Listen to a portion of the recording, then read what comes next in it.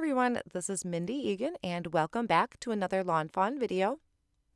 Today we're going to be making a really high five happy birthday Flippy Flappy interactive card. I am using images from the Really High Five stamp set and I stamped them on 80-pound white cardstock in the Lawn Fawn jet black ink. Now I did show all of the coloring in the video, but I sped it up quite a bit so we can focus on the interactive portion of the card. And as always, I will have the colors that I use listed at the very top of the screen.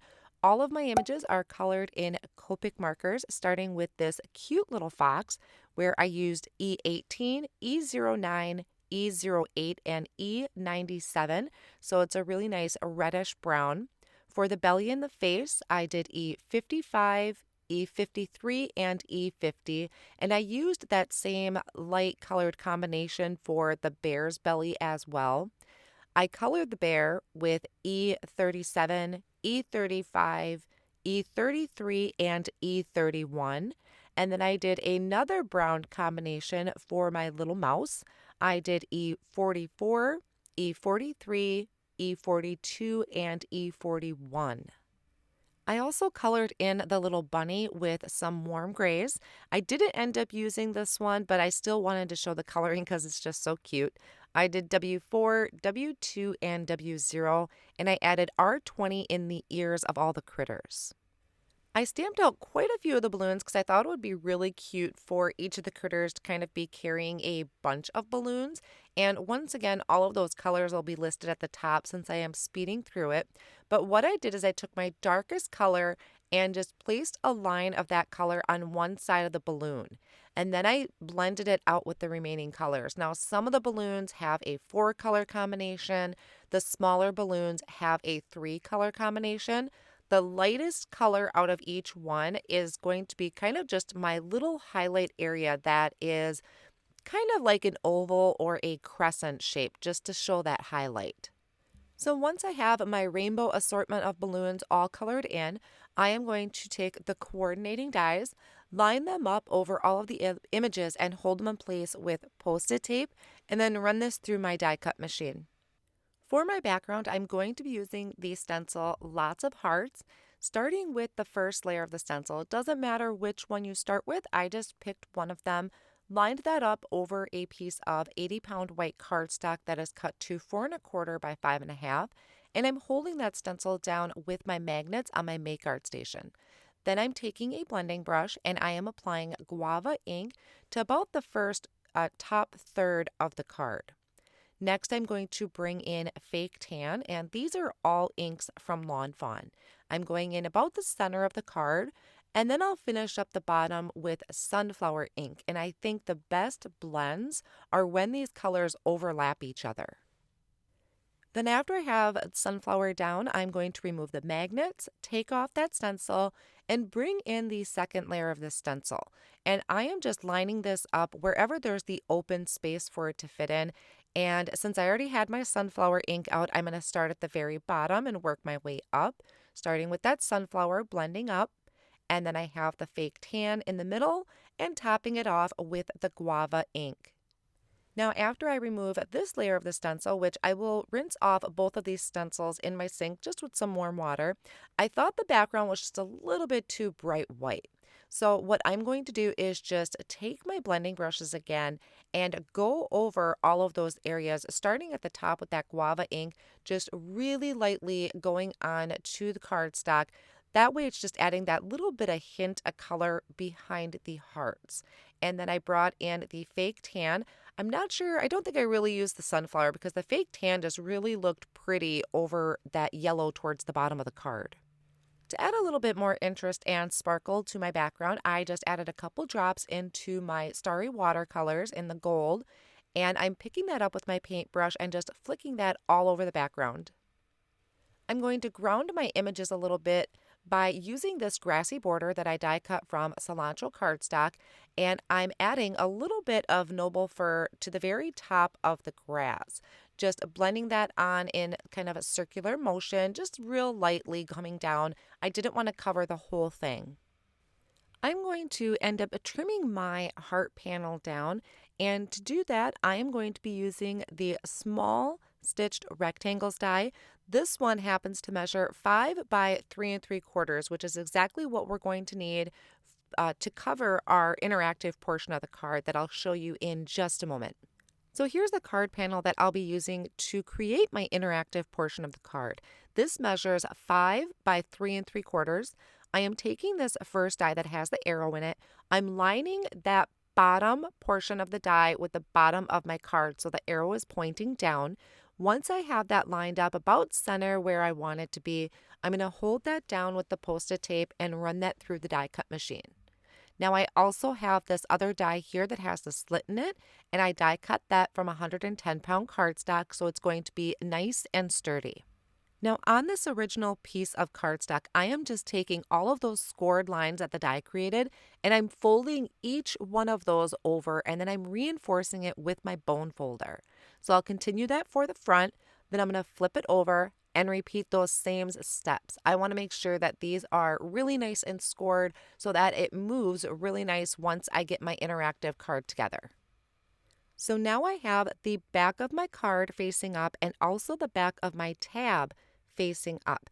And I am just going to thread one of those folded tabs through the slot. And once I have that in there, I just want one sticking through. I'm going to take some of the double-sided tape and I'm going to line the back of that first tab with the double-sided tape. You want to make sure you're using something super strong like the double-sided tape so that our mechanism holds up.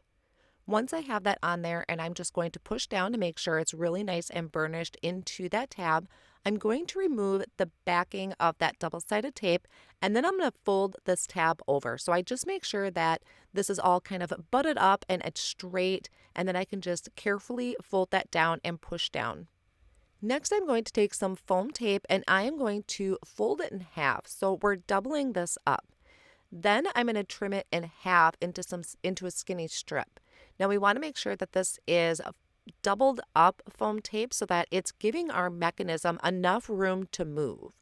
So I'll remove the backing on one side and line that up on the very edge of my base, trim off any excess, and then I'll repeat that on the other side. You want to make sure there is nothing right next to that mechanism so that it gives it enough room to move. So then after I have my double-sided tape on there, I can flip this over and I'm going to bring in my heart panel that I created, and you can see that by die cutting my heart panel from the small stitched rectangles, it fits perfectly on the front of this card. So I'm taking my tape runner and I'm adding tape all around the edges of that card base, making sure that nothing is over those tabbed areas, otherwise our mechanism won't work. And then I can add my decorated panel on the front. Now I'm also going to go ahead and take my grass that I created and just put some tape runner behind that and add that to the front of my card. Now I'm creating this so that my Flippy Flappy is at the bottom. And then to help me line things up really straight, I have a card base that is 4 1/4 by 5 1/2, and I just put a little rolled up tape in the inside to hold that shut. And I like to use my Misty to kind of put that in the corner and it stays in place for me. And then I can remove the backing of that foam tape and I'm going to line this up over my card base. And I just like using my Misty to do this sometimes so that my card base isn't sliding all over the place or I don't bump it, and I can get even margin around that entire card panel. Now that I have that done, I am going to just pull on the tab and make sure that this is all working really smooth, and also, as Kelly likes to call it, training my mechanism to get it to work properly. So the more you pull it, the more you play with it, the better it is going to move. So before I attach my critter to the Flippy Flappy portion of the card, I want to make sure that I have everything laid out exactly where I want it to go. So I have everything kind of just placed there. And then I'm coming in and I'm adding tape runner behind the balloon and the critters. The strings for the balloons I am adding with some liquid glue. And then actually after I thought about it, I did come back in and I'm popping up the balloons and the critters with some foam squares. So I just thought it was really cute to have these two critters on the side, and then I'm going to have the smallest one in the middle just with that single balloon, and the mouse is going to be what pops into the scene. And this card I really do have an intention for. It is going to be a birthday card for my husband, whose birthday is today, January 13th, and he loves interactive cards that I create with Lawn Fawn. Now to get this little mouse to pop out, I have those two dies there from the Flippy Flappy die, which is the long skinny rectangle and the smaller one. That longer rectangle I'm going to die cut with a piece of acetate, and the smaller one I'm die cutting from white cardstock. So I pulled the tab all the way out, and on that first tab there that pops out, or that bottom one there, I placed some double-sided adhesive. I'm just pushing down really well, make sure that is really stuck down to the cardstock. Then I'm going to remove the backing of that, and now this is where the acetate comes in. This is where my little mouse is going to be attached to.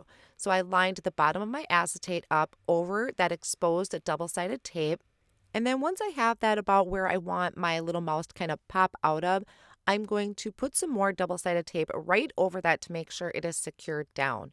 I'll remove the backing of that, and that's where this smaller piece of white cardstock comes from that we cut, and that's going to cover up our little mechanism there. So it's just making our card look pretty once that tab is pulled.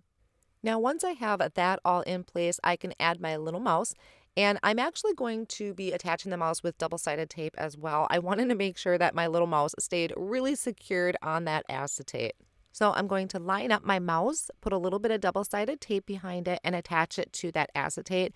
And then there is a little bit of acetate that's kind of overhanging a little bit. And once I attach my mouse, I'm just going to trim that off.